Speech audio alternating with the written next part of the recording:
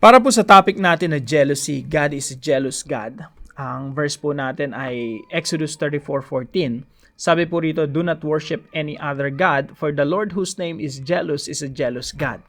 So yung Diyos po natin ay mapanibughuin or seloso. Hindi tayo pwedeng magkaroon ng dalawang Diyos. Isang Diyos lang talaga yung tunay na Diyos at hindi natin siya pwedeng palitan. Now, yung original design po ng Diyos, dagdag ko lang to, no? Sa Genesis chapter 1 po, yung structure o struktura ng Genesis 1, ganito po. Diyos muna, si Adan at Eva, yung mga tao, tapos yung creation, yung buong nilikha, nasa ilalim ni Adan at Eva. So, malinaw po na sinasabi doon sa banal na kasulatan na God created mankind, people, Adam and Eve, according to His image, according to His likeness. And then sabi doon, let them rule over the fish of the sea, over the birds of the air, and over every living creatures that move along the ground. So, ibig sabihin, sila Adan at Eva, they will rule over creation. Alam niyo po, pagkatapos magkasala ni Eva at Adan, or kahit pa lang doon sa tukso pa lang, makikita niyo na si Satanas, ang gagawin niya, babaligtarin niya yung order. Diyos, tao, tsaka yung creation. Tinan niyo po doon sa Garden of Eden, anong ginawa ni Satanas? Nag-anyong ahas siya. So yung anyong ahas, creation yan. Dapat nasa ilalim ni Eva at Adan yan. Ang utos ng Diyos kay Eva at Adan, subdue eh. Ibig sabihin ng subdue, ipailalim mo sa paanan mo yung creation, pati yung ahas. Yung ahas, tinutukso ka. Gusto nung ahas na mangibabaw.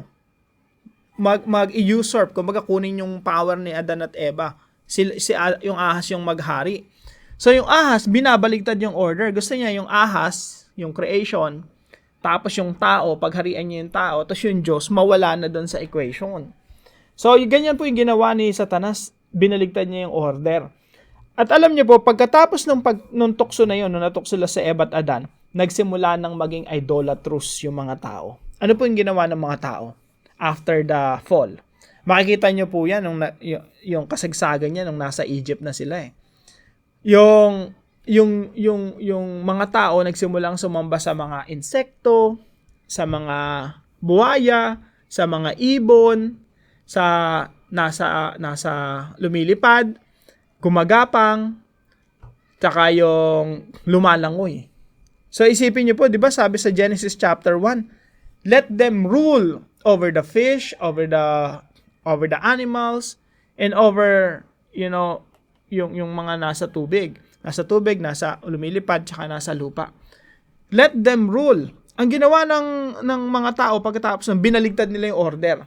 Kaya hanggang ngayon po, pumunta ka ng India, yung baka sinasamba. No, pumunta ka sa iba't ibang kultura sa mundo, yung mga hayop, kuweba, buwan, araw. Kahit dito sa Pilipinas, long time ago, ang sinasamba natin, buwan, araw, at kalikasan. So, nabaligtad yung order. Ang tawag po doon ay idolatry. Now, sa atin mga Kristiyano, let's make it practical, no? Minsan po, ganun po yung nangyayari sa atin.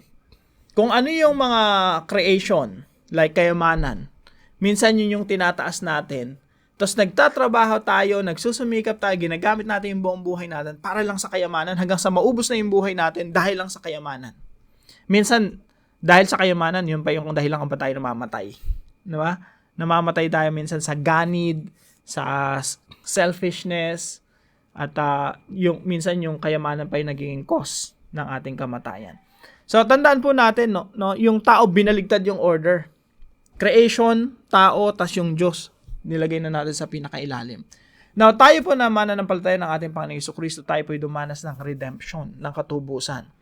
Dahil ang ating Panginoong Jesucristo ay nasa ating mga buhay, bumabalik po tayo sa Genesis 1. God, people, and creation. Kaya po lahat ng blessings ng Diyos sa atin dapat nasa ilalim ng ating mga paanan.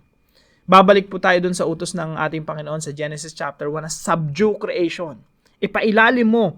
Yung yaman, pilit yan na ginagawang idol ng mga tao.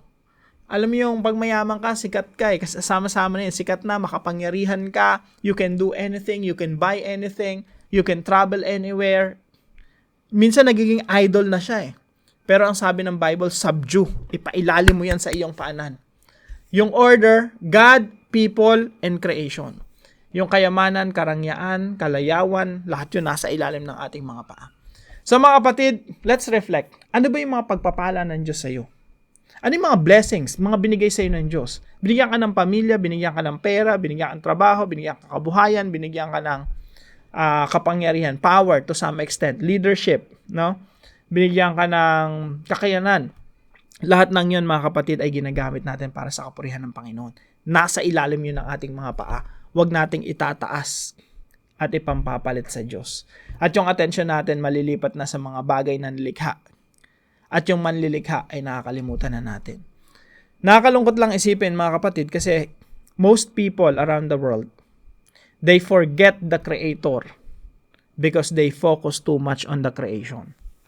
Pero tayo mga Kristiyano, we focus on the Creator, tayo yung katiwala ng creation, and we keep the creation under our feet.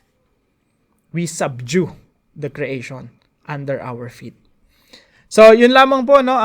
Medyo malalim-lalim na natalakay po natin. Pero practically speaking, how can you practically apply the truth that God is a jealous God? Let's keep God above everything else. Pinaka-priority natin yung Diyos. Above our family, above our wealth, above all opportunities that we have. So, tandaan natin, God is a jealous God. Hindi natin pwedeng, sabi ng ating Panginoon Jesucristo, you cannot serve two masters. Hindi pwedeng dalawang master mo, money and God. Hindi pwede. Only God is our master. So, yun lamang po. Pagpalain po kayo ng ating Panginoon. Magkita-kita po tayong muli bukas, 5:00 ng umaga, dito po sa ating Daily Devotions.